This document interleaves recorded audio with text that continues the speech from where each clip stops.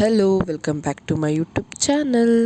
ಈ ವಿಡಿಯೋದಲ್ಲಿ ಧನುರ್ಮಾಸದ ಬಗ್ಗೆ ತಿಳ್ಕೊಳ್ಳೋಣ. ಅದಕ್ಕಿಂತ ಮುಂಚೆ ಯಾರೆಲ್ಲ ನನ್ನ ಚಾನಲ್ಗೆ ಸಬ್ಸ್ಕ್ರೈಬ್ ಆಗಿಲ್ವೋ ದಯವಿಟ್ಟು ಸಬ್ಸ್ಕ್ರೈಬ್ ಆಗಿ ಅಂತ ಹೇಳ್ತಾ ಈ ವಿಡಿಯೋನ ಸ್ಟಾರ್ಟ್ ಮಾಡೋಣ.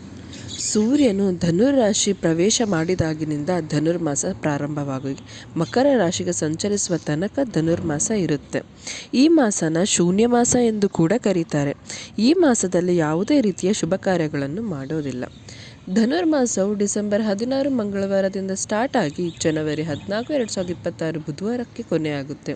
ಈ ಧನುರ್ಮಾಸ ವಿಷ್ಣುವಿಗೆ ತುಂಬ ಪ್ರಿಯವಾದ ಮಾಸ.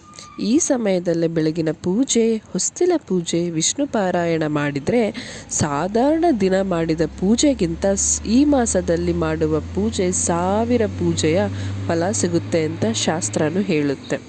ಧನುರ್ಮಾಸದಲ್ಲಿ ಬ್ರಹ್ಮ ಮುಹೂರ್ತದಲ್ಲಿ ಅಂದರೆ ಬೆಳಗಿನ ಜಾವ 4 ಗಂಟೆಯಿಂದ 6 ಗಂಟೆಯ ಒಳಗೆ ದೇವರ ಪೂಜೆ, ಧ್ಯಾನ ಮಾಡಿದರೆ ನಾವು ಮಾಡಿರೋ ಪಾಪಗಳು ನಿವಾರಣೆಯಾಗಿ ಮನೆಯಲ್ಲಿ ಸುಖ, ಶಾಂತಿ, ಐಶ್ವರ್ಯ ಎಲ್ಲವೂ ನೆಲೆಸುತ್ತದೆ. ಈ ಮಾಸದಲ್ಲಿ ದೇವರ ನೈವೇದ್ಯಕ್ಕೆ ವಿಷ್ಣುಗೆ ಪ್ರಿಯವಾದ ಹೆಸರು ಬೇಳೆ ಪಾಯಸವನ್ನು ಮಾಡಿದರೆ ನಮಗೆ ವಿಶೇಷ ಫಲಗಳು ಸಿಗುತ್ತೆ ಅಂತಲೇ ಹೇಳ್ಬೋದು. ಈ ಮಾಸದಲ್ಲಿ ಅರಳಿ ವೃಕ್ಷಕ್ಕೆ ವಿಶೇಷ ಪೂಜೆ ಸಲ್ಲಿಸಬೇಕು. ಏಕೆಂದರೆ ಅರಳಿಯ ಕಾಂಡದಲ್ಲಿ ಬ್ರಹ್ಮದೇವರು, ಮಧ್ಯ ಭಾಗದಲ್ಲಿ ವಿಷ್ಣು ದೇವರು, ಮರದ ತುದಿಯಲ್ಲಿ ಶಿವನು ನೆಲೆಸಿರುತ್ತಾನೆ. ಈ ವೃಕ್ಷವನ್ನು ಸೂರ್ಯೋದಯಕ್ಕೂ ಮುನ್ನ ಈ ಮಾಸದಲ್ಲಿ ಪೂಜಿಸುವುದರಿಂದ ಸಕಲ ದೇವರುಗಳು ಅನುಗ್ರಹ ಸಿಗುತ್ತದೆ. ತ್ರಿಮೂರ್ತಿಗಳ ಕೃಪೆಯಿಂದ ಸಂತಾನ, ಮದುವೆ ಭಾಗ್ಯಗಳು ಕೂಡಿ ಬರುವುದರ ಜೊತೆಗೆ ಹಣ, ಆರೋಗ್ಯ, ಯಾವುದೇ ಸಮಸ್ಯೆಗಳಿದ್ದರೂ ದೂರವಾಗುತ್ತದೆ.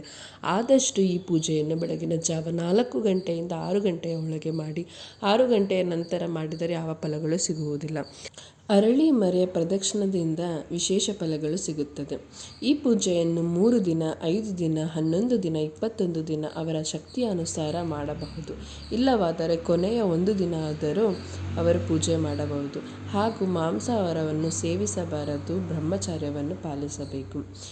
ಈ ಇನ್ಫಾರ್ಮೇಟಿವ್ ವಿಡಿಯೋ ನಿಮಗೆ ಇಷ್ಟ ಆಗಿದ್ದರೆ ಲೈಕ್ ಮಾಡಿ ಹಾಗೂ ನಿಮ್ಮ ಫ್ರೆಂಡ್ಸ್, ಫ್ಯಾಮಿಲಿಗೆ ಶೇರ್ ಮಾಡಿ ಅಂತ ಹೇಳ್ತಾ, ನಿಮ್ಮ ಅನಿಸಿಕೆ ಬಗ್ಗೆ ಕಮೆಂಟ್ ಬಾಕ್ಸ್ನಲ್ಲಿ ಕಮೆಂಟ್ ಮಾಡಿ ಅಂತ ಹೇಳ್ತಾ ಎಲ್ಲರಿಗೂ ಧನ್ಯವಾದಗಳು. ಬಾಯ್.